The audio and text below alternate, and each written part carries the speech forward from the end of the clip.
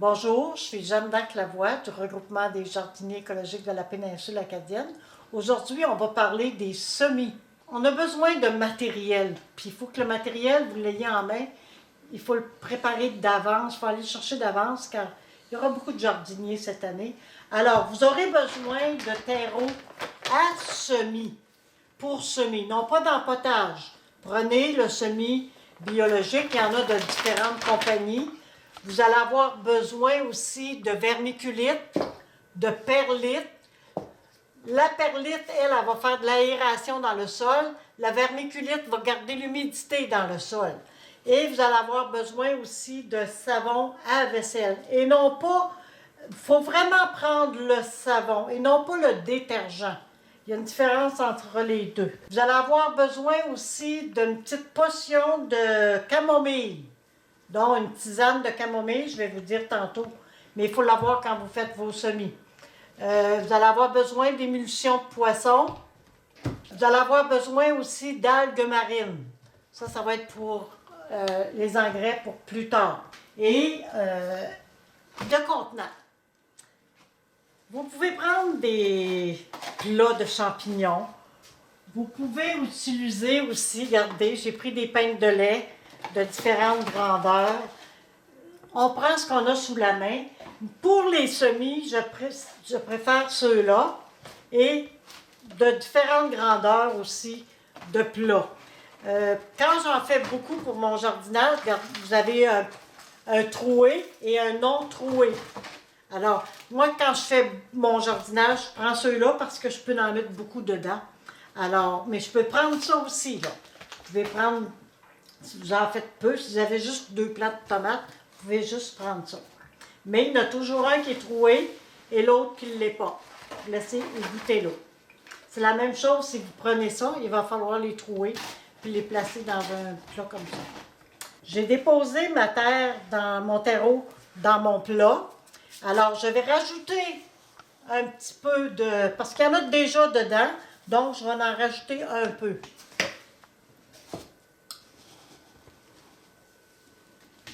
Quand il n'y en a pas du tout, il y en a qui n'en ont pas du tout, donc il faut en remettre plus. Puis, je vais humecter directement dans mon plat. Je vais mélanger. Ça, tu vas pouvoir couper.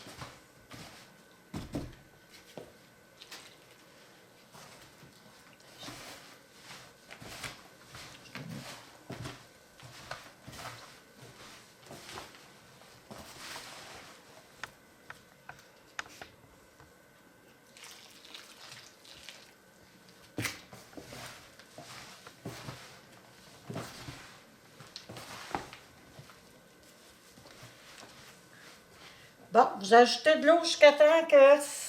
faut pas que ça dégoûte, faut pas que l'eau dégoûte. Ça soit mouillé, mais pas trop. Alors, je vais vider ça dans mon... Je vais le mettre dans celui-là.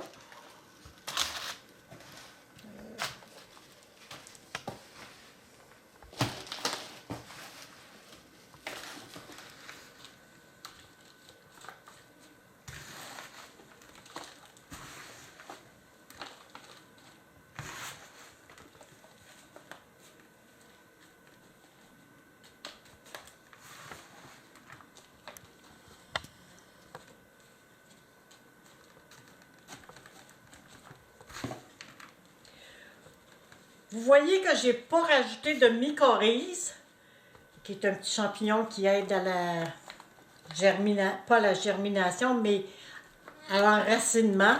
Je vais en mettre plutôt quand je vais les transplanter. C'est là qu'on aura besoin de bonnes racines. Alors, je vais de côté. Donc, j'ai mon plat. J'ai juste tapoté un petit peu. Je vais enlever mes gants.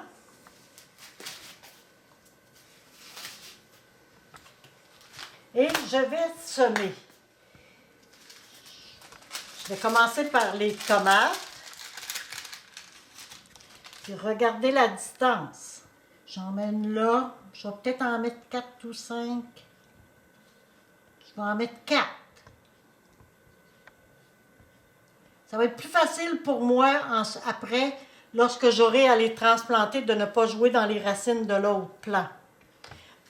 On va en faire une rangée. C'est très important aussi d'avoir une étiquette et de la placer vis-à-vis l'étiquette et la date. Très important d'avoir la date que vous les avez semées. Donc, j'ai ma rangée de... Je vais aller chercher mon petit bâton. Ce que je vais faire, je vais juste les piquer comme ça. Pas gros. Je vais juste les rentrer. Je vais faire ça. Les tomates sont faites. Je vais faire mes poivrons. On va semer nos poivrons. On va semer nos poivrons. Donc, c'est la même à peu près distance. C'est plus facile, c'est des grosses graines, ceux-là. Et je fais la même chose.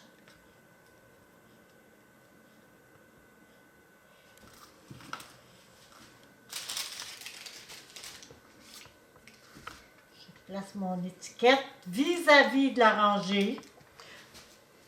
Vous pouvez aussi marquer que vous en avez mis 4, là, pour savoir comment vous en avez mis. C'est des poivrons rouges, donc j'ai ma rangée de poivrons ici. Je peux mettre mon petit bâton en attendant. On va faire les choux. Les choux, c'est une autre méthode. On va prendre les ciseaux. Les choux, c'est très difficile de bouger leurs racines. Donc, ce qu'on fait, on place des rouleaux de papier de toilette que vous avez découpés. Vous les placez dans votre sol. Lorsque vous allez arriver pour les transplanter, vous allez prendre le rouleau aussi, donc vous ne briserez pas leurs racines. Puis les racines de choux, c'est pas gros. C'est tout petit. On ne met jamais deux graines en même place, là. Vous êtes mieux de faire plus de semences. Puis là, je vais replacer ma terre un peu, puis je vais déposer. Cette méthode-là, je l'utilise pour les choux et les radis, les céleris. Je fais la même chose pour le céleri.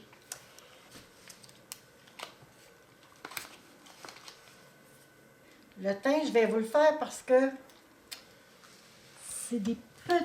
Puis généralement, le thym, je vais le faire dans ça. Puis regardez, je l'ai ici, là. Ça, c'est mon thym. Alors, ça fait un mois qu'il est planté. Puis il est très, très beau. Généralement, je le fais dans des petits plats comme ça. Puis, vous allez... Je peux même le faire parce qu'il me reste là, du terreau. Un instant, je vais revenir.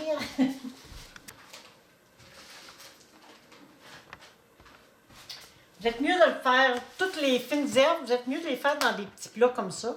Parce que vous ne pouvez pas jouer avec chaque petite tige, chaque petite graine après pour les transplanter. Alors, vous allez devoir... on va y aller avec le thym. C'est des petites semences. Toutes petites.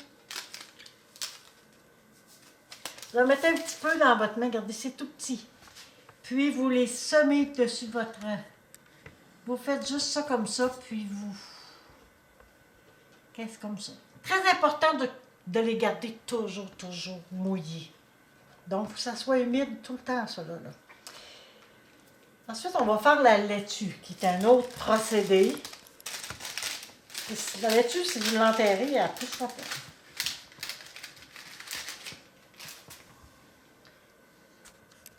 La laitue, là, je fais juste la répandre sur le dessus. Puis là, celui-là, il faut l'écraser un peu plus parce qu'on veut que la racine touche le sol. C'est tout ce qu'on la sème à la volée. Puis, ça va être votre laitue. Donc,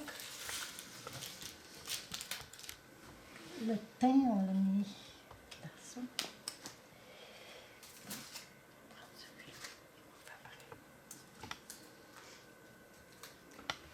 Et la laitue. Alors, c'est un peu comme ça que vous allez semer vos petites graines pour votre jardin. Pour les poivrons, vous pouvez les faire à part. Moi, je les fais à part généralement. Je vais les placer sur un tapis chauffant. Ils ont besoin de chaleur. Vous pouvez aussi les placer sur votre réfrigérateur ou votre réservoir d'eau chaude. Mais il ne faut pas oublier de les arroser parce qu'ils ne sont pas avec les autres. Là, puis ça arrive qu'on oublie de les arroser. On a parlé aussi de la tisane de camomille au début. Alors, je vais vous dire à quoi sert la tisane. Lorsque les semis commencent à sortir, dès que vous devez arroser, vous les arrosez avec la tisane. Pourquoi? Pour ne pas que ça fasse la fonte des semis. Je vais vous montrer qu'est-ce que ça fait la fonte de semis quand on ne met pas de... Les 3-4 premières fois, vous allez arroser avec la tisane au lieu d'arroser avec de l'eau. Et vous allez voir, je vais vous montrer qu'est-ce que ça fait lorsqu'on n'en met pas. La petite tige ici va venir mince et la tige va tomber. Regardez, celle-là aussi est très très mince, elle n'a pas eu, puis il y a la fonte des semis. Il n'y en a pas tout le temps, mais ici on la voit, elle est là pour au moins 2 plants. Pour les semis, vous allez commencer en février les fleurs à petites graines, surtout les vivaces. Vous allez commencer les fines herbes si vous voulez avoir des beaux plants direct au jardin. Vous allez commencer aussi les poireaux et les oignons. Ensuite, vous déplacez en mars pour le mi-mars pour le céleri. Les poivrons, vous pouvez les commencer aussi à la mi-mars.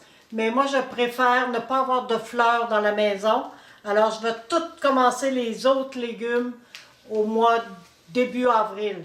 Car la tomate, elle va prendre de 6 à 8 semaines avant que vous puissiez la placer au jardin. Donc, c'est ainsi que se termine la séance sur les semences. Je vous souhaite bonne chance. Si vous voulez en savoir plus, vous n'avez qu'à intégrer le regroupement des jardiniers écologiques de la péninsule acadienne. Bonne chance!